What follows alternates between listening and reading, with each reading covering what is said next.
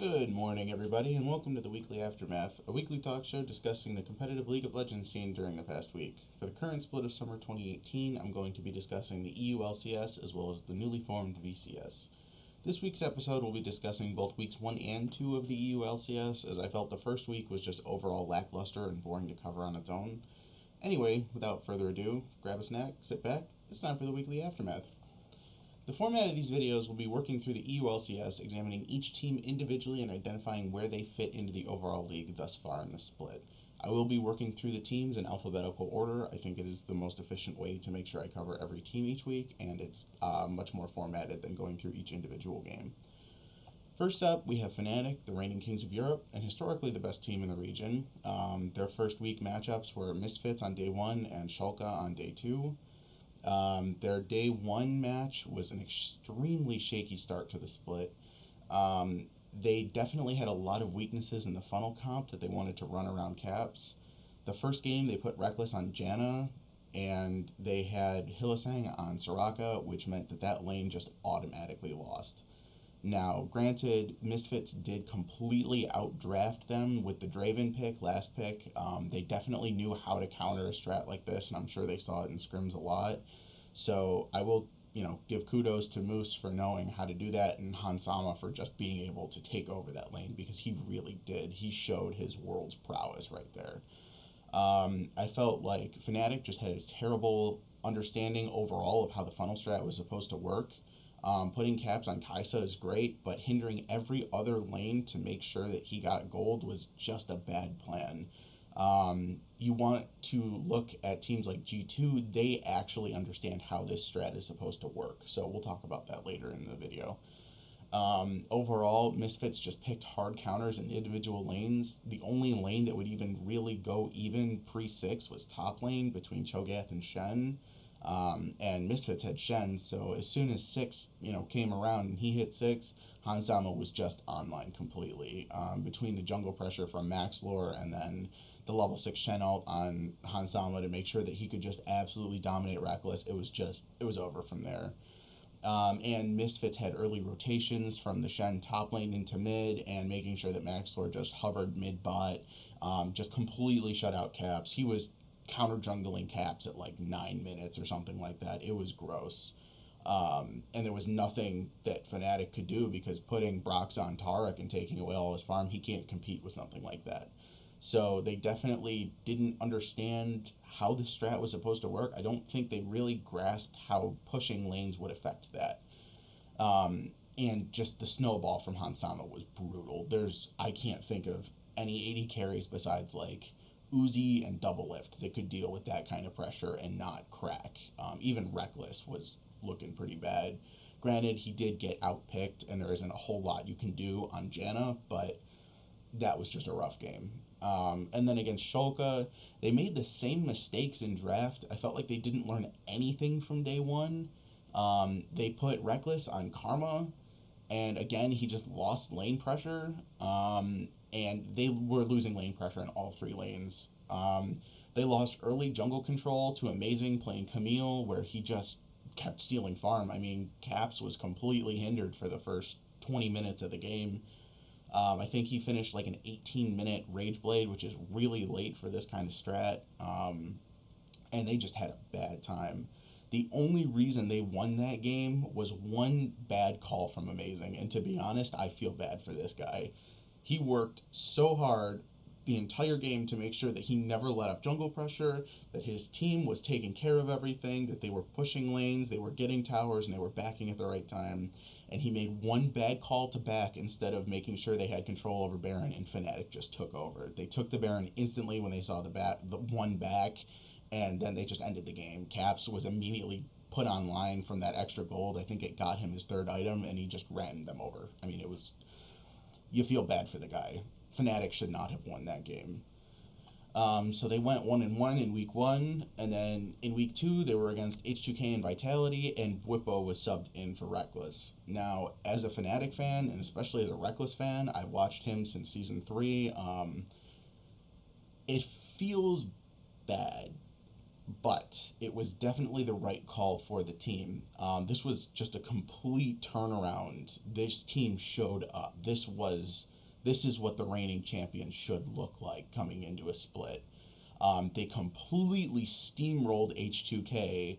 I mean, 7 minutes into the game, they were 1-0, and by 12 minutes into the game, it was 10-0.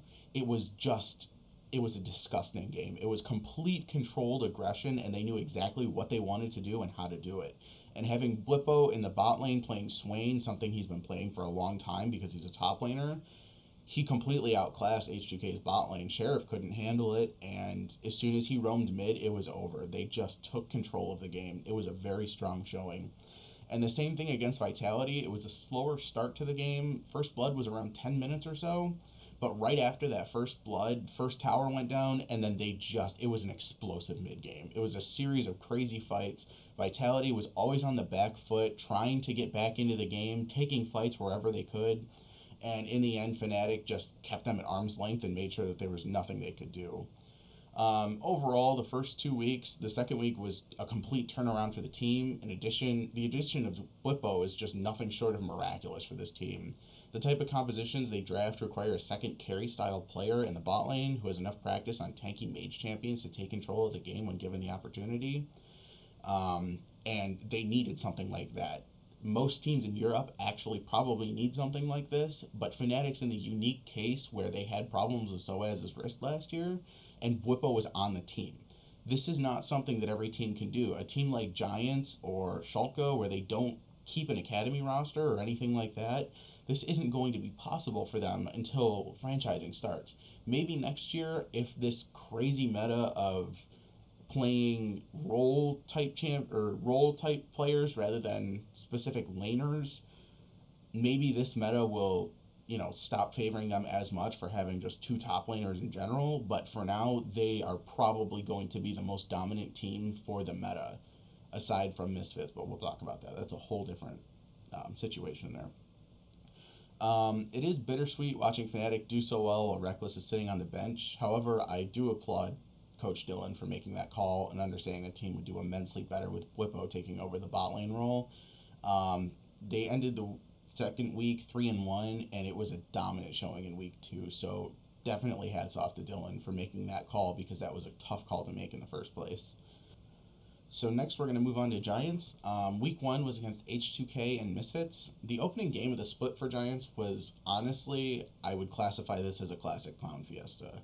I know this isn't a super technical term, however, this game definitely fits the bill for a mess of a game. It really felt like you were watching a high elo streamer playing solo queue rather than an actual competitive League of Legends game. Overall, neither team should be happy with that game. Giants lost that game, but in the end, Betsy absolutely earned his paycheck by stealing the Nexus kill while his team inted into H2K at Dragon Pit. Maybe that was the call for the team, but I feel like Betsy just saw an opportunity. It really looked like that. And with the 10-minute pause right before the end of the game, there's no way to really know. Um, I looked back at it, and it didn't seem like he was decisively running towards mid before the pause was called. Maybe it was just something that he thought of. He realized that he was in the right spot where if they just kept him busy, because I know they're not allowed to talk, but if he just kept him busy during that last fight at the Dragon Pit, he knew they would lose the fight anyway. He was too far away, so maybe if he just ran down mid and beat the Nexus to death, he could, win that way. So I feel like that wasn't a game plan, that wasn't a call or anything until after the fact almost, and it was just a series of unfortunate events for Giants that led to it. I don't even know what the game pause was about. I think it was a technical issue, but they really didn't give that many details on air, and I didn't look that much into it because it really didn't matter overall. Making you wait 10 minutes for the last 30 seconds of the game really just makes me personally lose interest in the game, to be honest. Rewatching this game, I really did not care that much. It was just, it felt like everything you did right before the pause didn't matter except for the fact that Betsy was closer to their base than they could be. So and then their game against Vitality felt more like a competitive game, although it was completely one sided. They lost first blood to a gank bot lane, and that in combination with being outclassed in the top and jungle roles, it was an extremely easy win for Vitality. Three of their carries just got fed and snowballed the living hell out of this team. So Giants ended up going 0-2, and it was, or no, they went 1-1, but it was not a good week for them at all. This is something I'm kind of used to watching the Giants organization over the past couple of years. They've been relegated and come back and everything like that, but they've never really been a team in contention for playoffs or anything like that. So they definitely have a lot to watch out for this split. They need to show up better than that. They need to at least put up a fight. Um, so in week two, they were against UOL and G2, and that was that was a series of messy games. Against UOL, they had a really strong early start. Joko had extremely early jungle aggression. He pressured lanes and tried to gain small advantages for his laners when he could. He was just trying to get summoners and stuff like that. I will give him kudos for pulling out the flash bear slap Udyr. We haven't seen that in competitive play in a while. I think it was well over a year ago, maybe a year and a half ago. I can't remember what the stat was that they said on air. Quickshot probably tweeted it. Um, Either way, they held a ton of early pressure, jungle and mid. They even tried to four-man gank Exile, but it never really paid off. And then Samix and Totoro just snowballed the living hell out of their bot lane, and they abused their lack of wave clear just to end the game. Um, and then the game against Misfits was just brutal. Hansama got early blood, like he's been playing all split. Um, and he just put a chokehold on him that he never let go. He just tightened the grip. It was like a vice grip around their necks all game.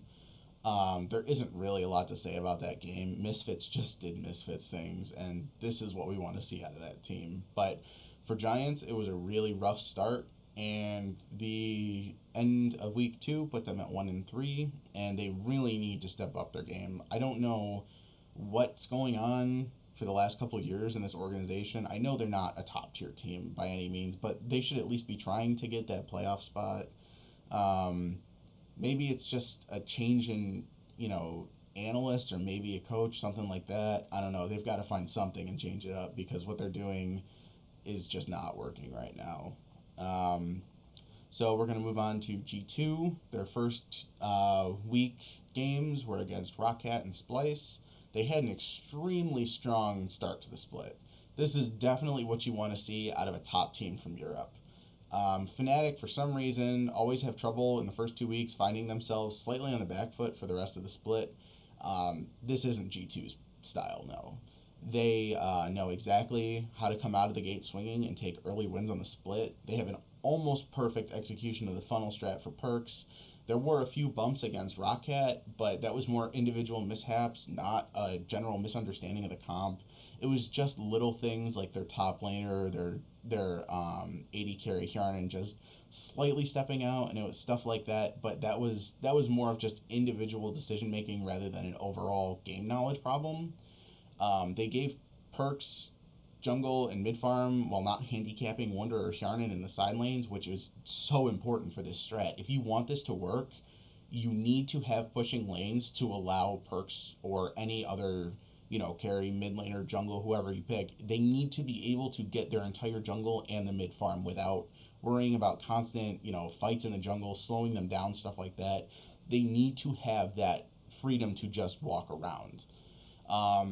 In all four games against Rockcat and Splice in week one and Shulka and H2K week two, they were methodical and lethal in their execution. My only comment about these games is that G2 had a fairly easy start to the split compared to other teams. Teams like UOL, who had a really rough couple, weeks here. Um, they definitely had an easier start. I'm not saying that takes away from their dominance. It really doesn't. I don't think that just because they face like Misfits and Fnatic and maybe even Vitality, if they can pick it up, that they're not going to still look strong. They always look strong. I hate G2 because they always look strong. They had, a couple bumps in the road here and there when they do roster changes, but they always come back and they know exactly what they're doing. So I'm saying that against Fnatic and Misfits. I have no doubt they'll continue to perform extremely well, but I don't think the streak of utter dominance that we saw in the first 2 weeks will look so squeaky clean after facing Europe's strongest. G2 end the week 4-0, and they are tied for the lead with Misfits. So moving on, we're going to go over to H2K. Week 1, they were against Giants and Rocket, and as I said before, the game against Giants was just a mess. There's no real team synergy yet, and the overall level of shot calling just left a lot to be desired. Their game against Rocket felt much different as they just got run over after 15 minutes, and the fight around Earthdrake, it looked like a mess. It felt really bad for them. Week 2 didn't look great either. Their matches against Fnatic and G2 were even more rough. At least they got the really tough teams out of the way in the first 2 weeks. The only other team that they really have to worry about as far as like being that much higher on the tier would be Misfits, and they're definitely kind of a momentum team. So if they start to lose steam a little bit, they might have some trouble. So H2K might be able to come into there. So it's a good thing they definitely got these really rough starts out of the way.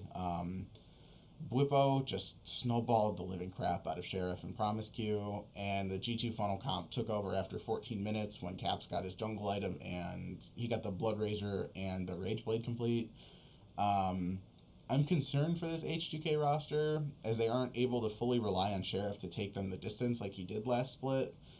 He was definitely their hard carry player.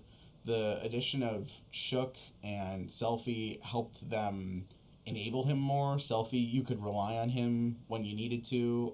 His Kassadin play is always going to be strong. But they really needed to rely on Sheriff a lot more than they probably should have.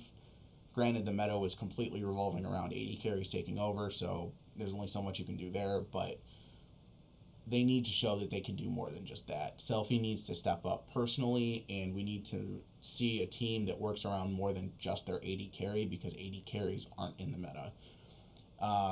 Yeah, the combination of AD carries being nerfed overall and Selfie underperforming has been rough for this lineup, and they end the week 0-4. They really need to step up here if they want to make playoffs. This did not look like a team that was even going to try and contend for playoffs this split, and I'm really worried about them given that franchising is coming next year. I know they're a EU staple at this point. They're up there with Fnatic and Unicorns for just having that reliant fan base week after week, always showing up, always making sure that they're there cheering them on. But they definitely need to be on their game for this one. So hopefully next week we'll see something different. We'll see Zelfie step up. Maybe they, draft something different. Or maybe, I don't know, maybe they have a top laner laying around. Maybe, I hope more teams try the Fnatic style of just accepting that AD carries won't be able to do exactly what they did. And maybe you have a player on your bench, on your sub roster who plays those champions well.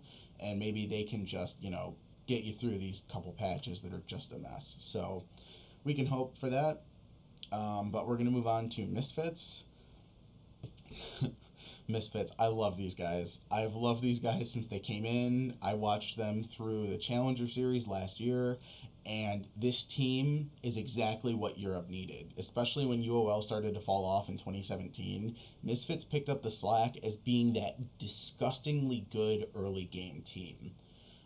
Their week 1 games were against Fnatic and UOL, and they were just an absolute bulldozer. They just completely took over their first 2 weeks. They are definitively the strongest early game team in Europe. There's no other team. Not even G2, because G2 is definitely like a mid-range, mid to late game team where they ramp up for 10 minutes. No, Misfits comes out of the gate swinging and they just don't stop. They put their foot on the gas and then they, duct tape a brick to it and they just ride it all the way in. This team fits perfectly into the current meta of early aggression and jungle pressure to take control of the game.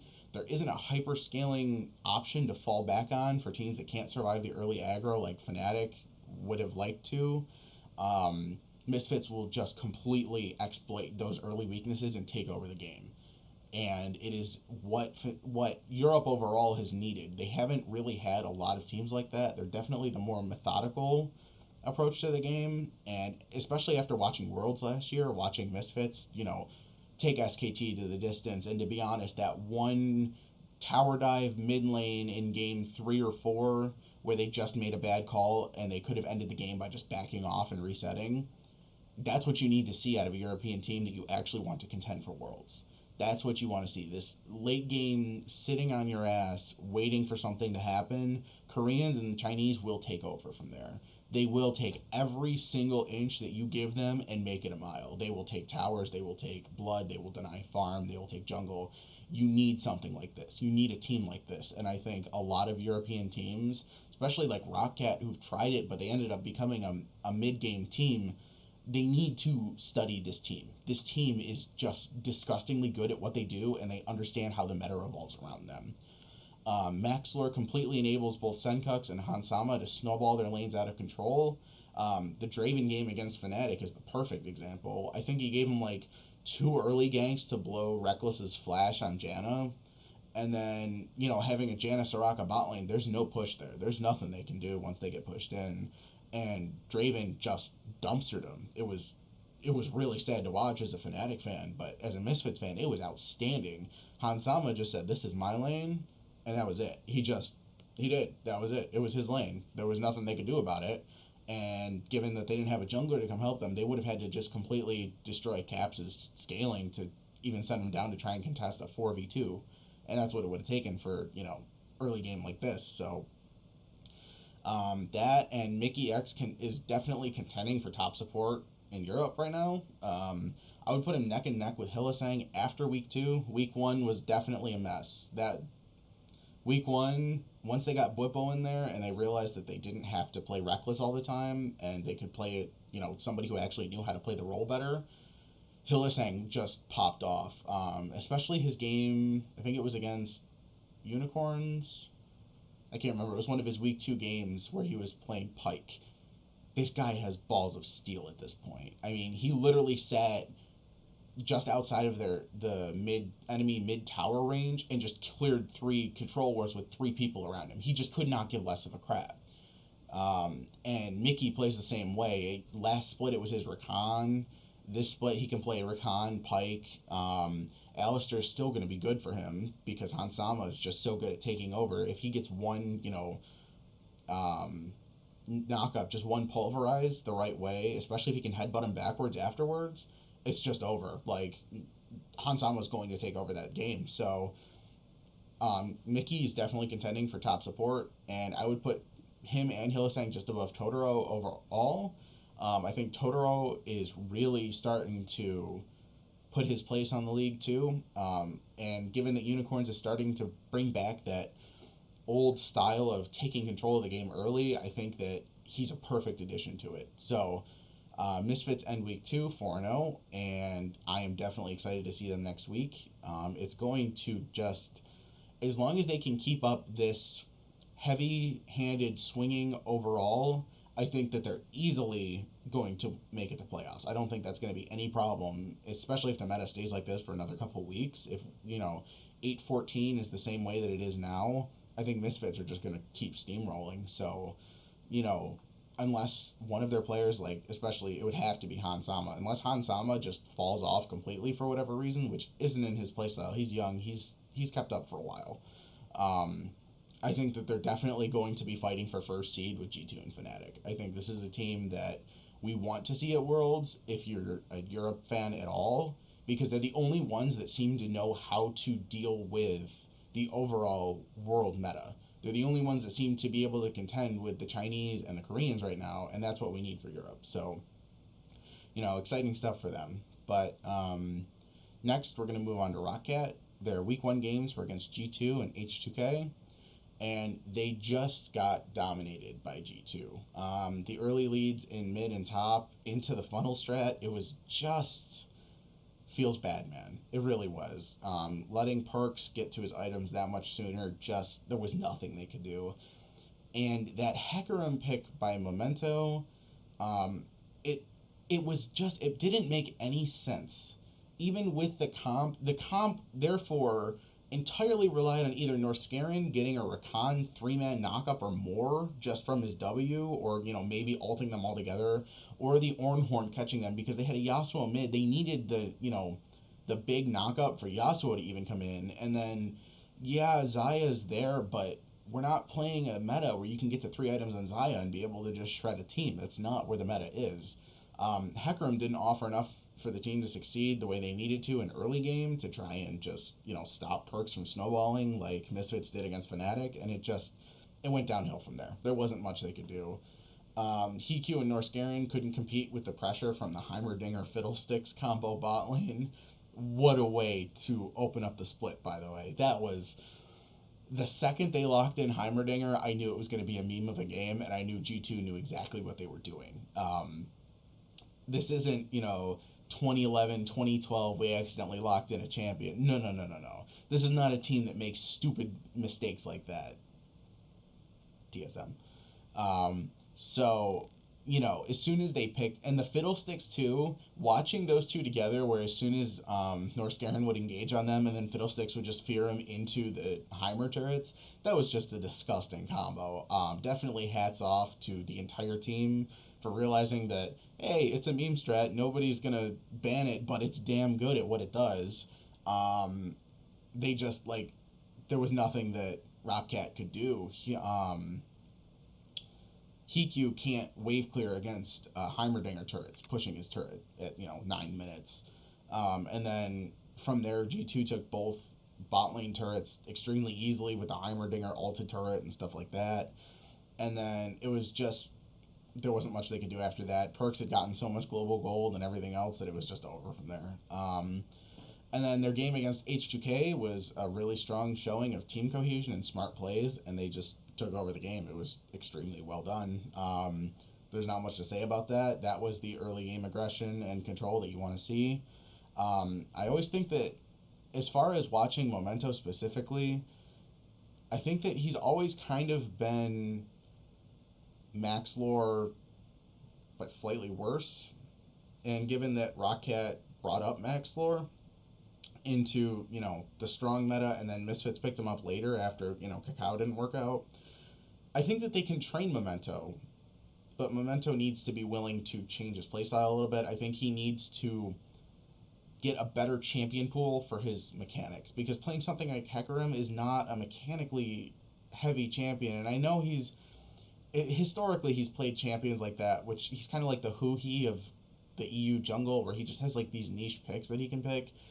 But niche picks, Hoo-Hee does that specifically for counters. The Aurelion Soul and stuff like that, and the Fiora last split, they were specifically for lane counters so that he could win pressure, where Memento just kind of pulls out, I don't know, either him or the coaching staff making the call just need to say, does this actually, make sense for our game plan? Is this going to win us the game early enough for what we want to do? And I really hope that they keep an eye on him and keep him in line and maybe teach him the way that they taught Maxlore, because Maxlore is definitely, probably the best case of an EU born jungler just coming in and doing whatever the hell he wants to. So if Memento can keep up and, learn like that, then we definitely are going to see a much better Rockcat team.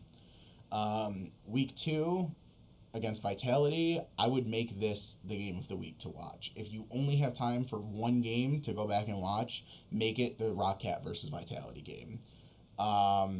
Both teams played extremely well, and in the end, Rockcat barely squeaked out that win after a 46-minute chess match of a game.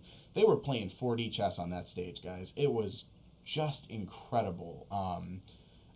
Overall, it was good.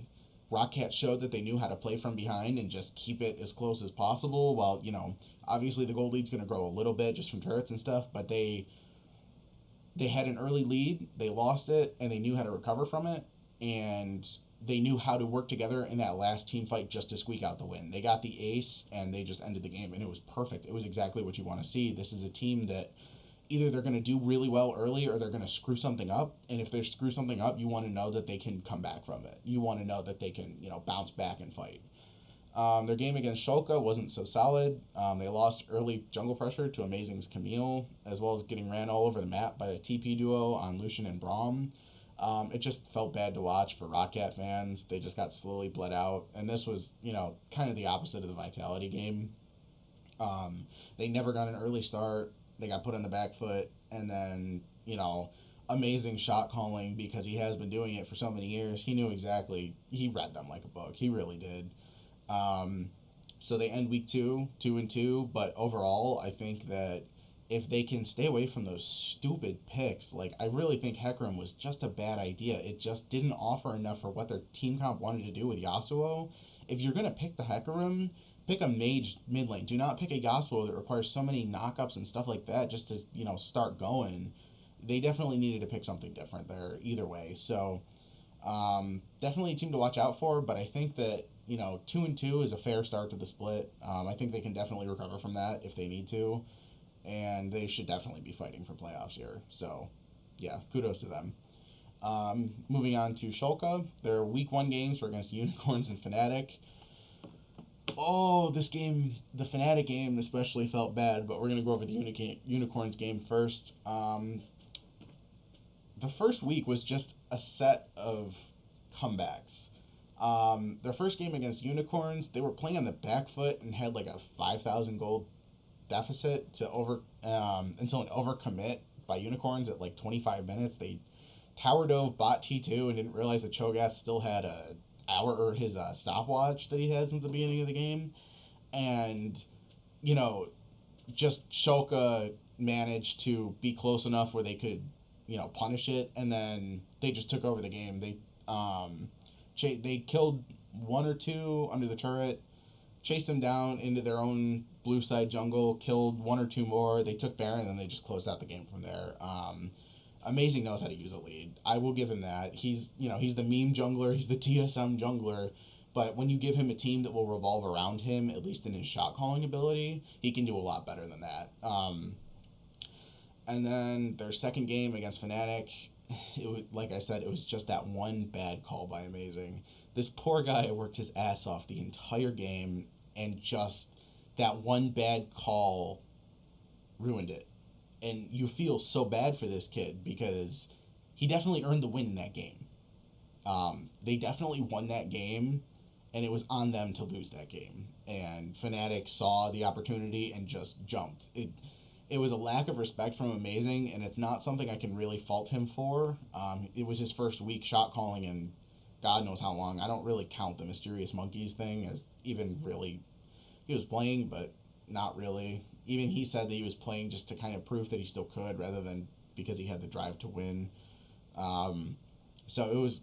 I would say it's his first time back in a year and a half after being dropped from Fnatic's roster. So uh, 1-1 is fine. It sucks that it couldn't be 2-0 because a team like Schalke, they could definitely use the 2-0 week at the start of the split. Um, it's the worst kind of loss for an in-game leader like Amazing. He's been playing long enough to know better, and you can't help but feel bad for this guy and just hope that he can bounce back. And in week 2, there wasn't a lot to say about the G2 game. G2 just did G2 things, and as soon as Perks got those 2 items, it was over. And then they had a really solid game against Rockcat to take them out of the 2-game slump. They played Rockcat's game but better, and I feel like Amazing overall is going to be a better jungler for that team than Memento. So they definitely always have a lead there that they can know how to exploit, and Amazing's got enough game knowledge to know that he can exploit that. So they end week 2, 2-2.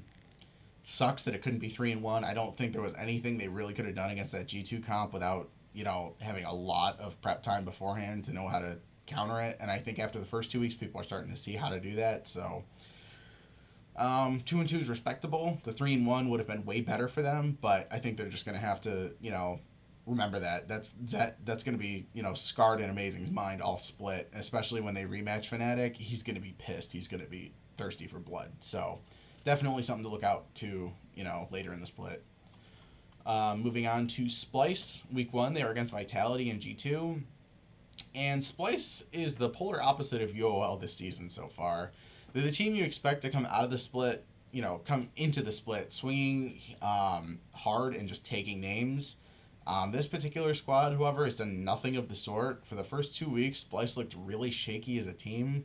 Losing all 4 games is one thing, but to lose them in such a convincing fashion is a really bad sign for this organization.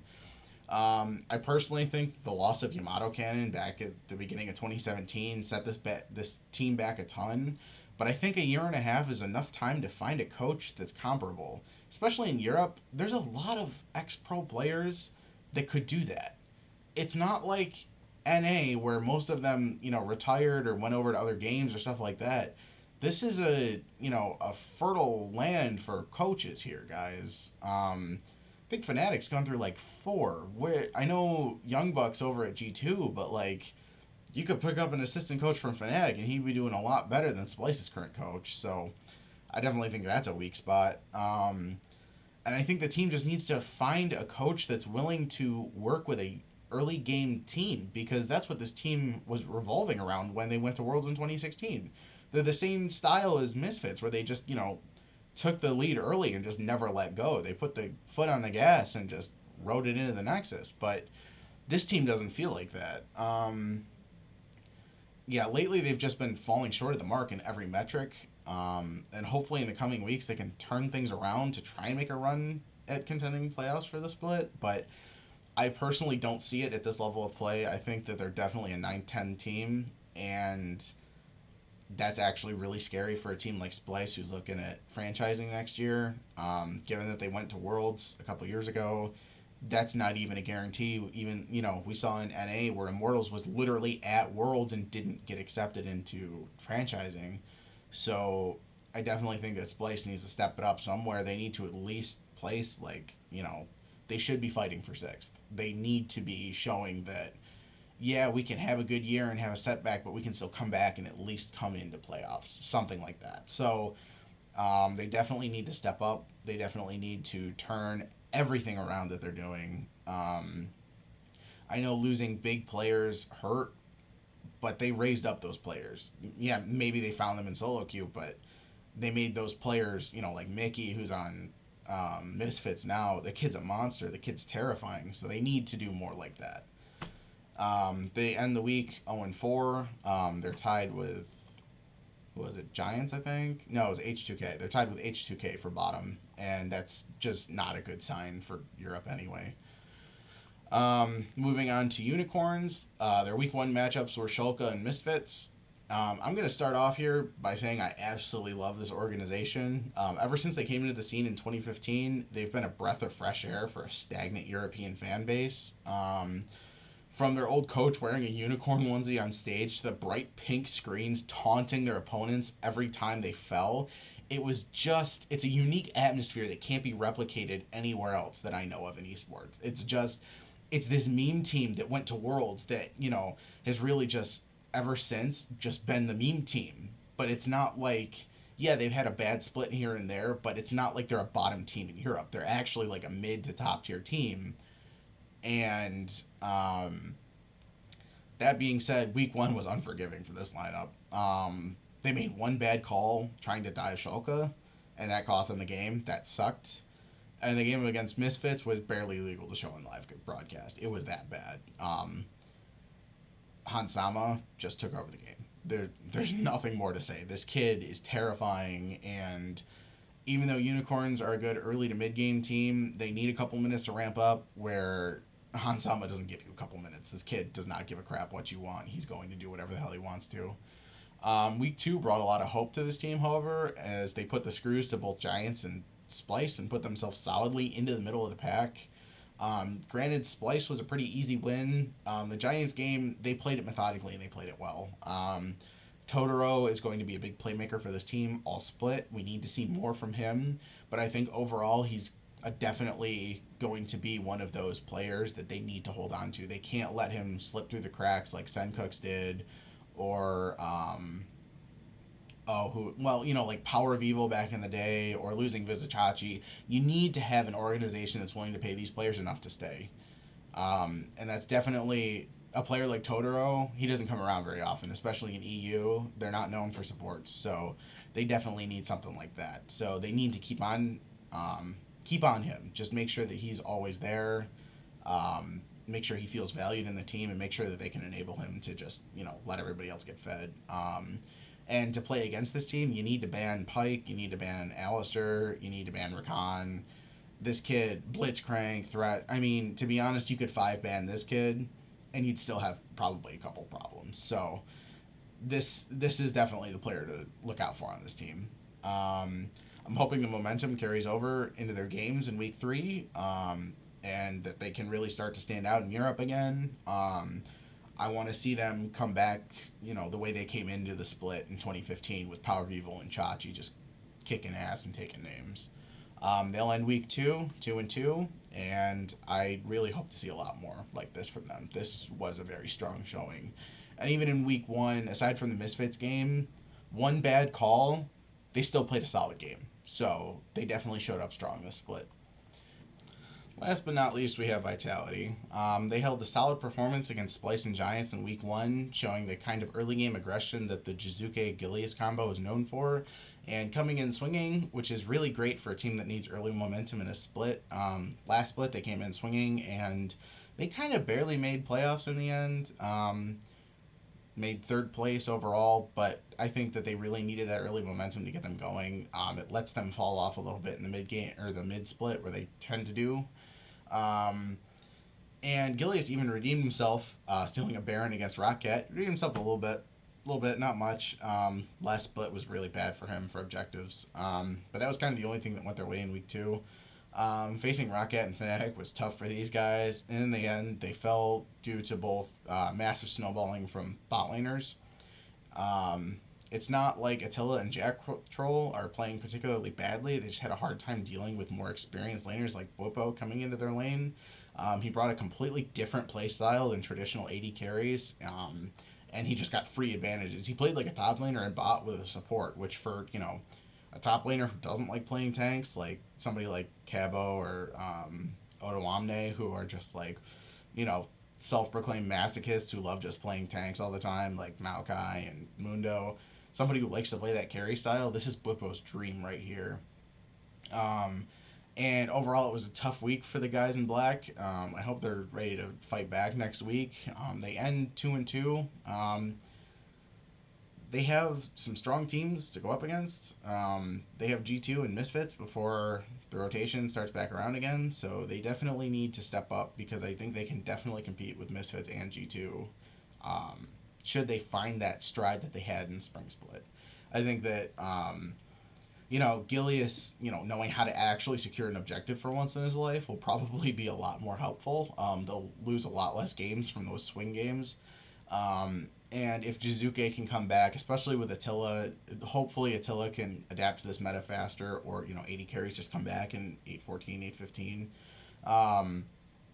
And Jack Troll's always been a solid support. He's definitely up there. I'd put him about the same place as Totoro as far as, impactful supports in Europe. So they definitely have a chance. And I think that as long as they can just keep up what they did in Spring Split and just, get back to the grindstone and show that they're not just a swing team that needs the momentum to get them going, they can definitely be a contender in Europe. And I think that they can definitely be like a mainstay, H2K level of, fan base, where they can come in every split and have people cheering for them. So I think that as long as they can just come back to where they were, I think that they're going to have a strong split. Now, at the end of each video, I want to give a player who's playing extremely well and one who needs to step up their game a bit. For this video, I am going to say Hansama is definitely the player who's played well. His first 2 weeks have been spectacular. He's playing at that world's level of skill again, and his snowball potential at the moment is terrifying. People like Hjarnan and Reckless need to be scared of this kid. This kid, he's more hungry than Reckless, and he's more mechanically adept than Hjarnan. So this is something you need to watch out for. Every team needs to be putting pressure on Misfits bot, simply so that Hansama doesn't just get away with murder like he does every, game that he's had so far. So, and even then they have to worry about, Senkuks, and as long as, Alfari, I know him as the Aurelia player from Challenger Series. He can definitely pop the hell off whenever they want him to. So this split is going to be very good for Misfits, as long as it has this early game snowball potential that they love to play. And everyone needs, especially Hanselma, but everyone needs to be looking out for this team in general. They need to come in with a very concise and ready game plan to take them out. Excuse me. Definitely keep an eye out for this guy. Make sure you catch his excellent positioning during replays. I haven't seen an AD carry a lot. Every AD carry has good team fight positioning. Sans Wild Turtle for flashing in every 2 minutes, but this kid especially, he knows exactly where he needs to be in every single fight. And playing something like Draven, this kid's playing 40 chess in his head while he's playing, because it's not like you're playing Jinx or you're playing Xayah where you just have to worry about not getting hit, and maybe with Xayah the feathers positioning a little bit, but playing Draven, you have to know where you're supposed to be, as well as juggling 3 axes all the time, because he does juggle 3. He doesn't juggle 2. He's no scrub about this. He's known as his Draven play. So definitely keep an eye out for that too. If you're struggling to climb, especially as an AD carry main, watch this kid's positioning. If you can position like this kid, I guarantee you your win rate's going to go up a lot. And my underperforming player this week is actually Selfie. He is the mid laner that brought Misfits into the EULCS way back in August of 2016. And the guy who kind of seemed, pardon the double use of the word, but relegated to boosting teams for LCS. He's boosted a number of teams. He played on H2K back in like 2015 before, Febivin. I think that was the Age of Forgiven, if I'm not mistaken. And, when they brought him in, the middle of last split with Shook, showed us that he was this hungry guy getting his chance to show the world what he was made of, and I want to see him return to that form. He has not really shown up in the first 2 weeks, and this is kind of the meta that he wants. He's the player.